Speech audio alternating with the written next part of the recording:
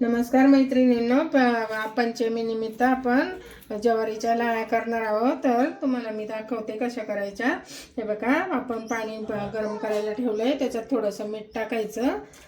हे बघा, आता आपण ह्या पाण्यात ही ज्वारी टाकू आणि थोडंसं वाफ येऊन देऊ. नागपंचमी म्हणजे श्रावण महिन्यातील पहिला सण असतो, म्हणजे नागपंचमी.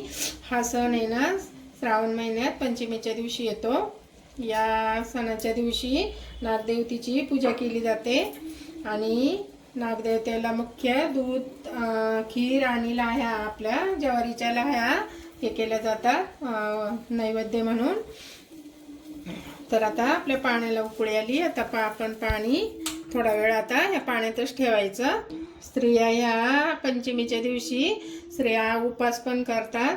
पारंपरिक वेश आपल्या हे असतं ना, आपल्या साड्या बिड्या घालून त्या वारुळाला जातात. वारुळाची पूजा पण केली जाते. श्रीकृष्णाने याच दिवशी ना, सर्प हा शेतकऱ्यांचा मित्र असतो आणि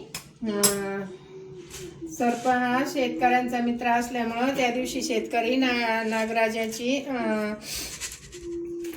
नांगरणी पण करत नाही, बायका खुरपणी पण करत नाही. आणि नागदेवतेला प्रसन्न केल्याने सर्पदोष दूर होतो. त्यासाठी आपण ह्या लाह्या भाजणारे आणि नागदेवतेची पूजा करणारे.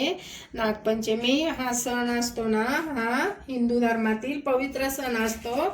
म्हणून आपण नैवेद्य म्हणून ह्या लाह्या भाजणार आहोत. दूध नैवेद्य, आपल्या लाह्यांचा नैवेद्य असतो ना, तो आपण वारुळाला गेल्यावर व्हायच्या असतात. त्यासाठी आपण ह्या लाह्या करतो. आता आपण ह्या लाह्या एका नॅपकिनमध्ये किंवा असं कॉटनच्या कपड्यात ना टाकून पुसून घ्यायच्या चांगल्या, किंवा फॅन खाली आपले 5 मिनटं फॅन खाली सुकून घ्यायचं. आता आम्ही फॅन खाली सुकून घेतो. हे बघा, आपण मीठ टाकले. आता आपण थोडी करून ज्वारी टाकायची आणि भाजून घ्यायचं. मी थोडी टाकते. चटचट वाजायला लागली का असं मिठात भाजून घ्यायचं, म्हणजे आपल्या लाह्या चांगल्या फुलल्या पाहिजे. तशा कढईला थोड्याशा चिवटतात, अशा मिठात ना चांगल्या भाजतात. आपण ते बघा, चटचट भाजतात चांगल्या. थोडा वेळ झाकण ठेवू, बंद चालू करत भाजून घ्यायच्या. वाजायचं बंद झालं का झाकण काढायचं. लाह्या चांगल्या फुलल्या. आता आपण अशा, हे बघा, अजून पण चटचट वाजतात. आता आपण अशा काढून घेऊ. त्याचं मीठ आहे ना झाऱ्याने काढायचं आणि गुणे घोळून घ्यायचं. हे बघा, मीठ असं काढून घ्यायचं परत आपल्याला भाजायला.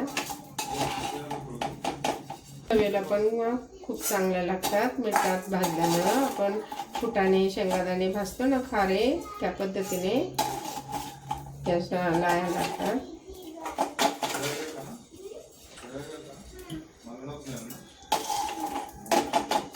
आता मी दुसरे पण टाकते.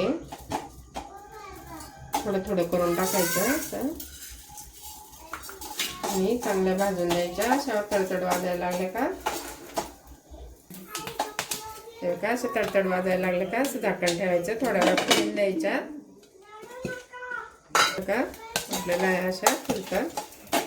बघा, थोड्या वेळाने असं झाकण ठेवते. हे बघा, असं तडतड वाजायला लागलं का असं झाकण ठेवायचं. बघा, किती छान होतात. आता आपण असं बंद बारीक गॅस करून अशा घोळून घ्यायच्या.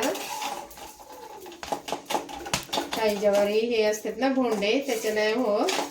काही अशी बारीक ज्वारी असते, मोठे चांगले याच्यात लाह्या होतात.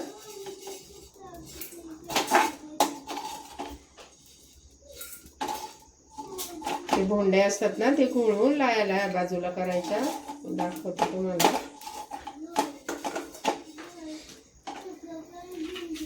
बघा, आता मी हे उरलेलं सगळं टाकते. अर्धी वाटी घेतलेलं.